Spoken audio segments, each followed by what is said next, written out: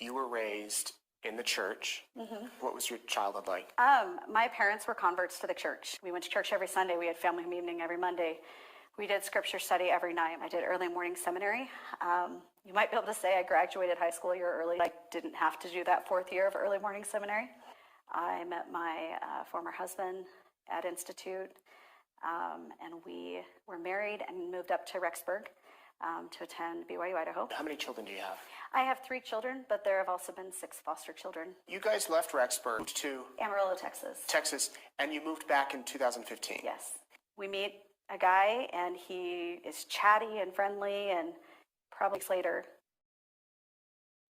I got a phone call one day, and it was this person, and he had told me that, he just kept being prompted to call me. He had an accounting firm, so he invited me over for an interview, which ended up being really casual, and we talked through what my goals were and what I were, and he had just moved his practice from another state, and so he was looking to kind of build things from the ground up.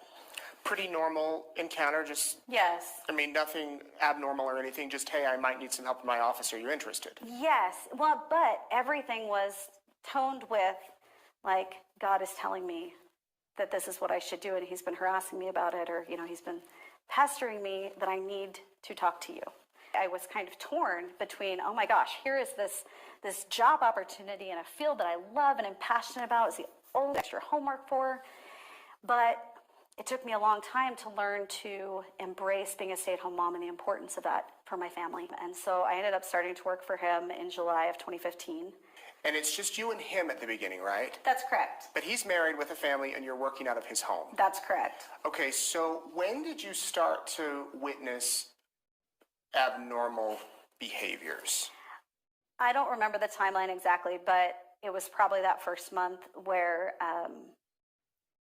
he shared with me some of his spiritual gifts. Volunteered that. He volunteered that information. And I think in part it was because he was counseling people who were struggling with that, who had spirits inside of them and needed to be cast off, or other addictions or other illnesses. Okay, so he's telling you that he's counseling with these people and evil spirits, and you just think, oh, that's... It is what it is. It is what it is. Yes, it is what it is. I'm not going to sit here and worry about it too much. And he had shared it in part because people would sometimes come during the workday and his office would be closed. And so I would not be able to interrupt. His friends knew about his spiritual gift and they would tell their friends. So it was a word of mouth. It was his spiritual gift. And so he honored God by utilizing his spiritual gift. So it wasn't part of his church position or No. part of his professional position. Heard he had this gift, so they were coming to him to be healed. Yes. Where did it go from there?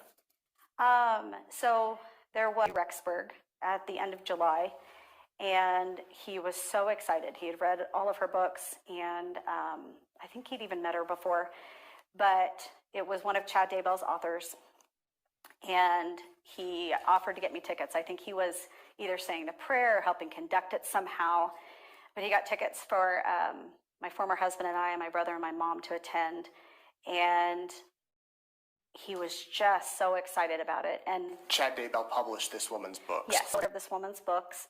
But I had realized really quickly he was also a big prepper. He was preparing for end days. He'd been reading the dreams and visions that had been compiled by different people, and that was something that my former husband and I had been, into. And that's what this event talked about. Yes. This event away from it was from like Yukon North was going to be a city of light and a city of refuge and a place for the saints and the faithful to gather and be protected from the calamities that come as things kind of fall apart. Which, from what we understand, is a belief that Chad Daybell has, that Rexburg is kind of a chosen land. Yes. And that's why he brought his family up here in 2015, around this time. Yes. Do you know, was Chad there? Oh, yeah. And I think I met him at my employer's house either a couple days before or a couple days after. And that was the first time that I'd met him, was during that time period. Chad, though, was obviously well respected. Oh, he was idolized. The thing that at that gathering was seeing how I'd never seen so many people that believed in this idea of tent cities, because that's the easiest way to call it is. What is that idea? Okay. Explain the tent city idea. Okay, because if you say tent cities and somebody knows what you mean, it's like you instantly connect and, oh my gosh, cool, you're into this. I don't know what you I mean. know you so don't. Explain what tent cities are. Sure. So one of the common ideas with members of the church who kind of the end times and preparing for the coming of Christ and the tribulations is this idea that some random Sunday, the bishop's going to come into Priest Relief Society and ask anybody who has their food storage to come join in another meeting. And he's going to say, it's time, we've been called out to go wherever, and you need to bring your food storage to the church. They'll load it up on trucks, and then you leave. People have their large canvas tents. We cashed out, retired that, and more. Wait, hold on. You and your husband. Yes. So, no, you don't have to laugh. No, I'm laughing because of the absurdity of it now. But we had two 16 by 20, 20 by 24 canvas tents. And and we had the massive cots from Cabela's and below 30 sleeping bags and a stove and a year's supply of charcoal to cook 3 meals a day. In these kind of prepper tent city communities, we believed that there would be a time that we would be called out. And if we weren't, then there would be a time that these items would be needed. And so we had a year's supply of certified gluten-free food storage because I had celiac. We had stuff to keep us warm. We had cloth diapers and little sets of scriptures because you never know whose kids you're going to be helping take care of. Any idea how much money you spent on all that? $15,000 to $20,000. Wow. The behavior with your boss continued to, looking back now, to not be normal. Yes. So there would be times where we'd be encountering constant software issues, whether it's a web-based product or a computer-based product. And eventually he said, hey, if you're noticing this happening, let me know, because it's usually, we're getting what he called a shield of protection around his house, and eventually extended that to be around the houses of all of his employees. Invisible protection, right? Yes. I mean, we're not talking about a fence here. Nope. We're talking about a spiritual shield of protection. And how did he get that? Authority. So he said that the business was protected. Yes. And if you had any computer problems, let him know. Yes, so that he could reinforce those protections or cast something out that got through. So if the computers are acting up, you holler upstairs to where his office is and you say, hey, can you take care of things? So he's casting spirits out of computers, putting shields around the home and around the business. And you think that this is normal? I mean, you didn't think anything abnormal about it. Like, I knew it was different, but I'm not going to judge what works for somebody, or at that time I wasn't going to judge what works for somebody. And it was always interesting as new employees came on, because it'd be Chad would occasionally come by. So yes, Chad had come by at least twice. I met him at work, but there were other members of this community. It was a constant subject of conversation. We were always talking either about, what people were doing or what was in the work. How long were you there? 4 years? I was there for 3 years. 3 years. And what caused you to finally leave? So I was invited to let an employee go as what appeared to be a growing experience in 2017. And it went badly and was enormously triggering emotionally. And I had struggled with PTSD from abuse and neglect in my childhood and other traumatic events, and it really caused a recurrence of the anxiety and of those struggles. And so my employer was kind enough to set me up with this counselor / energy worker that he'd been working with, and we did, and she did it for free for me since I worked for him. And we did twice weekly counseling sessions over the phone for about 6 months, from the fall of 2017 to early 2018. And during these, it was a form of modified hypnosis. And every now and then, she would be encountering interference. So she would ask my boss to sit in on the sessions and help cast out spirits. And sometimes it wasn't needed, but he sat in on many of those sessions.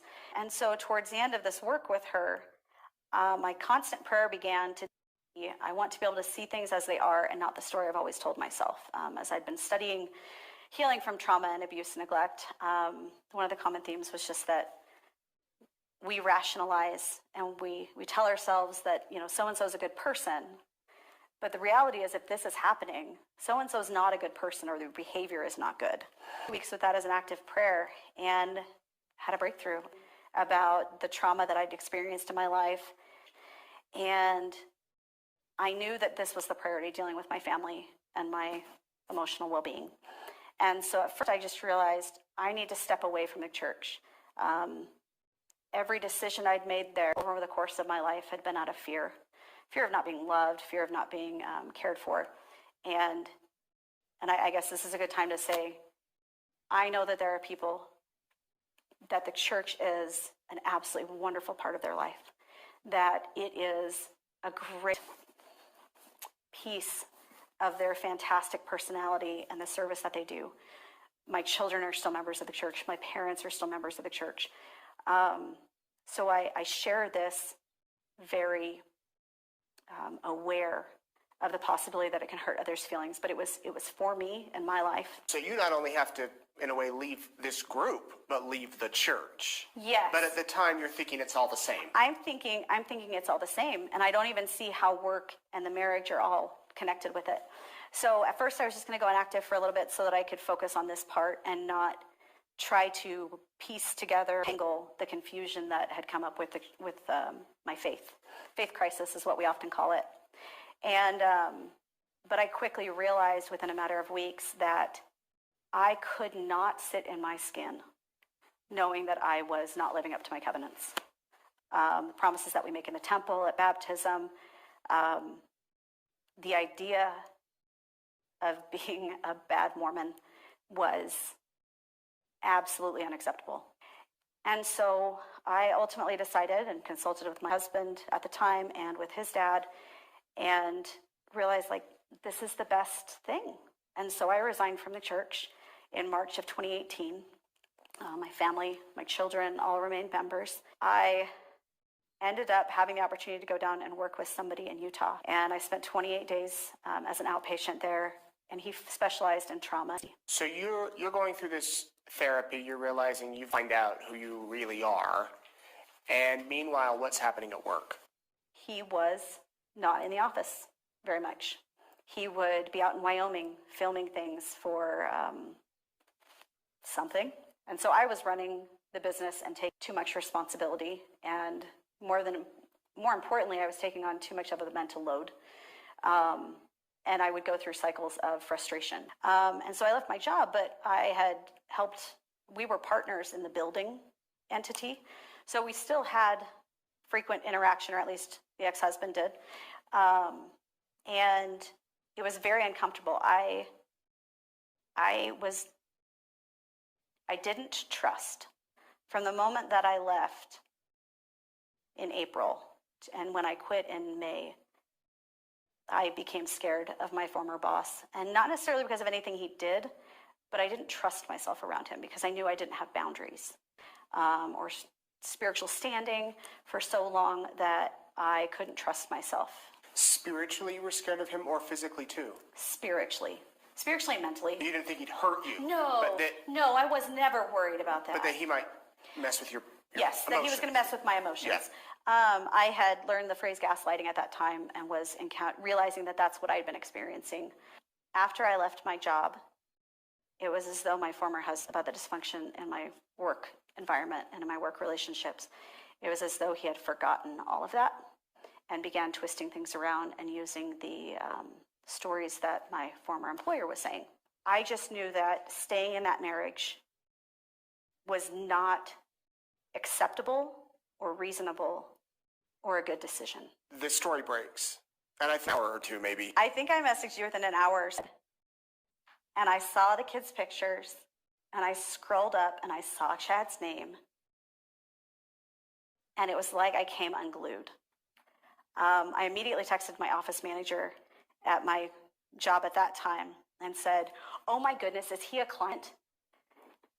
because I was trying to remember how I knew this guy's name. How did I know him? And she replied back pretty quickly, no, he's not. And that's when, I put my hands down on the bed like this, and I realized what all of this was. I realized it was Chad from my first job. And I'd had a friend, a really good friend, who came over one night 8 months ago, and we were just chatting. And for whatever reason, I started telling her how into the prepper stuff we were. And I started telling her about what I had experienced in my work environment. And she sat there dumbfounded and told me that I had been in a cult and that none of this stuff was okay. And I didn't believe her. And this is a Latter-day Saint? This is an active Latter-day Saint. And she told me I was in a cult. And she told me that this was abuse and that it wasn't okay. And I remember sitting there and like, okay, I hear the words you're saying. I'm not going to internalize them because I don't know what to do with them. And that just seems crazy. I was just super faithful. When I saw that day, I freaked because it meant that she was right. Publicly about this. I feel an enormous amount of shame for staying in a dysfunctional environment with gaslighting and manipulation for so long. I feel enormous shame for staying in an unhealthy marriage. I feel shame for believing the things that I believed. If there's another person in my shoes who's dealing with this and it's under the guise, spiritual guidance or trying to help keep you on the path to God or keeping you, in a place where you can receive the blessings that God has for you. I want that person to be able to see that they might stomach troubles throughout my life. And I had celiac for 7 years at that point, and my intestines were just really struggling. And one day, my employer and I were talking, and I was probably crying because I was hurting so bad. And he said, "Don't you have the faith to be healed?" But that day in his office, I was hurting so much, and I was so desperate to not be in pain that there was a shift in my mind, and I decided, okay, I'm gonna see if I can get to a place where I feel like I could be healed. And I talked about it with my former husband. I talked about it with my boss. And a week or two later, on Mother's Day, 2016, they gave me a blessing and healed my celiac and healed my blood sugar issues. And they healed hormonal imbalances and thyroid issues to where I stopped taking all my thyroid medicine and my supplements. And I slowly got to where I wasn't so scared. And I eventually tried eating bread. And I didn't have a reaction. And so I kept... So they truly healed you? That's what I thought. I genuinely believe they did. I knew that it would take months before it would show in my system because I freeze so strict and so long that I tested negative for it at that point. But you started to feel better. Yeah, I was feeling better. I was eating. It was lovely to not obsess about food and worry about that. And I knew at some point I'll go to the doctor and just get tested to make sure that I'm not doing any damage to my body. But 2 years later, I end up in the GI doctor's office, and I'm telling him what I'm feeling at that point in my skin. I'm having trouble eating certain foods, and he says, "Oh, that sounds a lot like celiac." And I had told him about the blessing, understanding he would be skeptical. I was ex-Mormon at that time. And he said, "Let's do a biopsy and confirm." And sure enough, it comes back that I had active celiac. I had been, after that, as I adapted to, well, now I have to be gluten-free again, I had been told by a handful of people that, well, maybe it was my lack of faith that undid the healing. And so the other reason I speak to you is I was so wrapped up in all of this that as an intelligent woman who'd had a disease for 7 years and had done all the research, I believed I'd been healed enough to start eating bread again. And after 2 years had done an enormous amount of damage to my intestines. There will be people that say you're just disgruntled at your old boss, or you're disgruntled toward the church, or, well, you got caught up in that crazy stuff, you should have thought otherwise, what would you say to those people watching? It took me 2 years to talk about this to somebody outside of my former husband. So to the people who want to say that I'm doing this because I'm disgruntled or angry, they're going to believe what they want to believe tonight, watching Netflix. And to those who think I'm here to rail on the doctrine or rail on the church, like, I'm now starting to see that I Mormoned wrong the church in the last year. But we joke about how our sisters seem to be able to Mormon right. There's some flexibility. They can be nuanced. They make it work for them. But we were so black and white and rigid in our thinking. And I was so in this group of righteous obsession, and that I didn't do it right. And so even now, I don't know that I'd ever go back, but do you know, in a year and a half, 2 years, when my daughter's going to be 8, I'll be there with my baptism dress for her to wear, and I will do her hair, and I will help her get dressed, and I will sit there with a big smile on my face, and I will support her on that day. When my boys decide to get married and sealed in the temple, I will sit outside of that temple and be an awesome, smiling mom, because that's what I can do for my children. I can support them in their spiritual beliefs.